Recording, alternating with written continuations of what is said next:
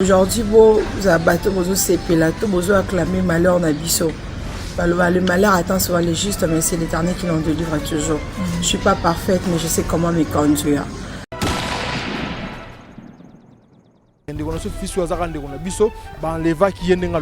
C'est vraiment l'évacuer. Dieu merci à ça vivant.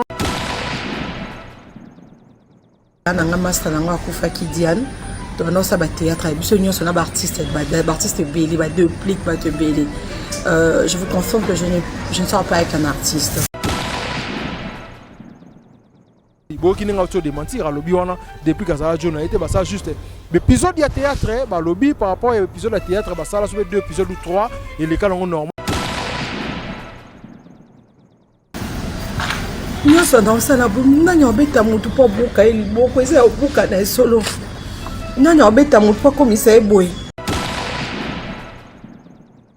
Enlevez-moi dans ça. Je ne sors pas avec des artistes musiciens.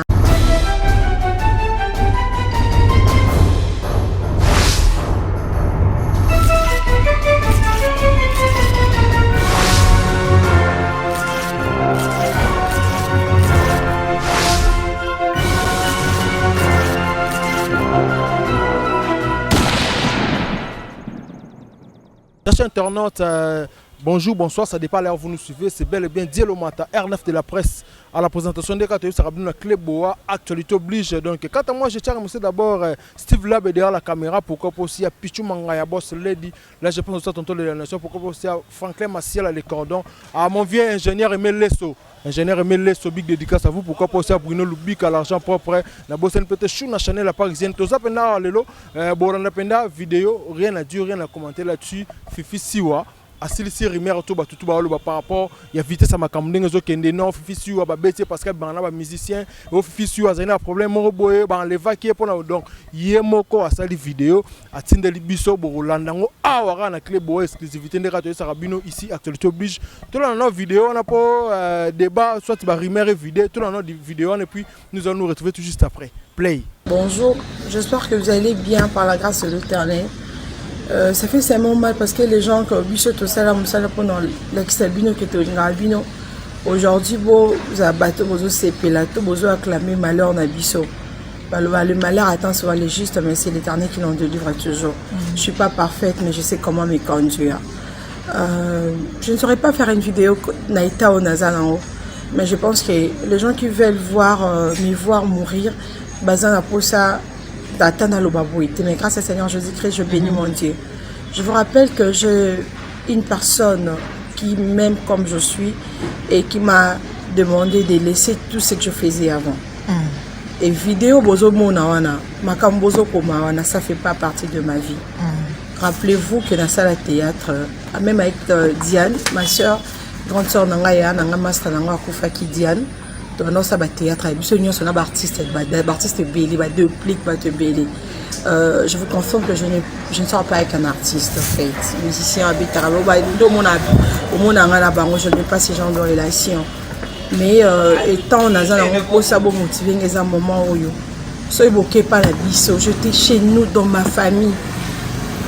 J'étais là où je grandis, chez ma tante. Mais il y a papa la biso.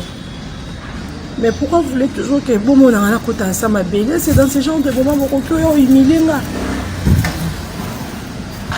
Nous sommes dans ça là, nous avons bêta mutu pour boka il boko eza boka na solo. Nous avons bêta mutu pour commissaire boy. J'étais chez nous dans ma famille. Au plus de détails, vous qui na commune à Kinshasa, est-ce qu'elle va déposer un pas à Bandi? C'était non loin, il y a commune de Bayakoti Kangati na résidence nanga. Vous voulez voir ma mort après, vous allez acclamer, c'est ça?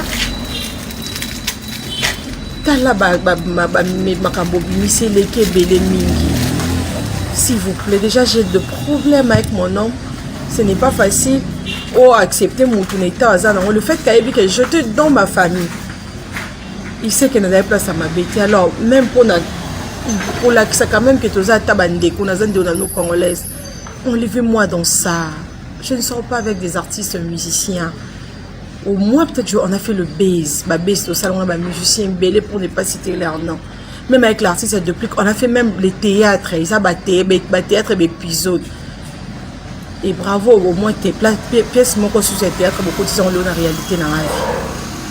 S'il vous plaît, parlez-moi dans ça. J'ai béni mon Dieu parce que je suis en vie congolais, congolaise. Tous les lampes, n'inga ko tansa ma belite pour non, non, bêta mon pas commissaire boy. J'étais chez nous dans ma famille. Pour plus de détails, vous qui avez commis à Kinshasa, est-ce qu'elle va déposer un pas à Bandi? C'était non loin, il y a commune de Bayakoti Kangati, na résidence Nanga. Vous voulez voir ma mort après, vous allez acclamer, c'est ça?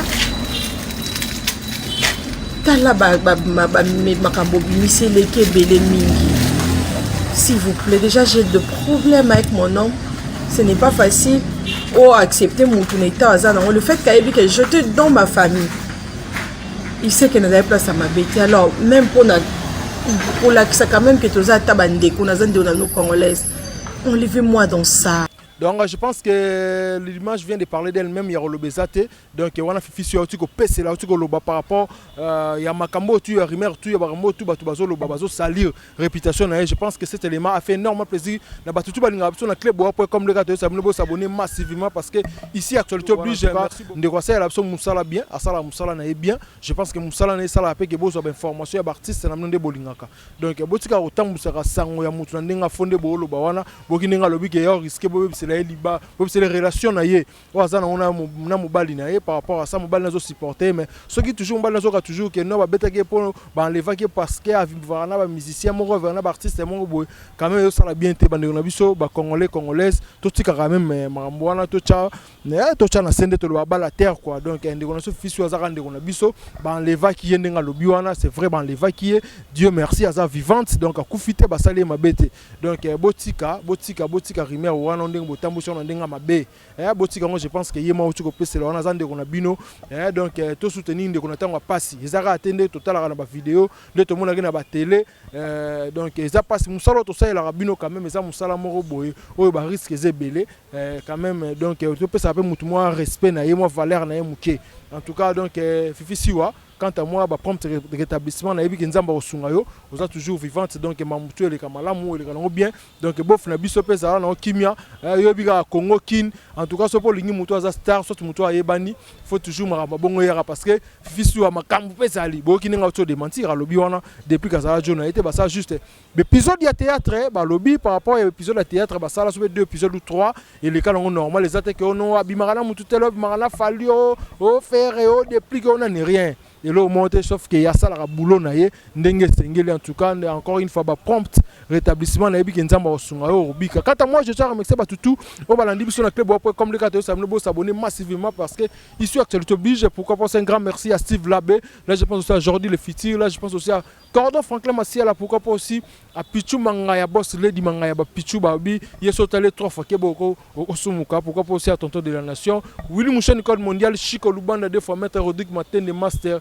Yaziz Aloukou, ingénieur Emele, son ingénieur Popo Kakondi. Et puis pourquoi pas aussi na Jogo Imanalote.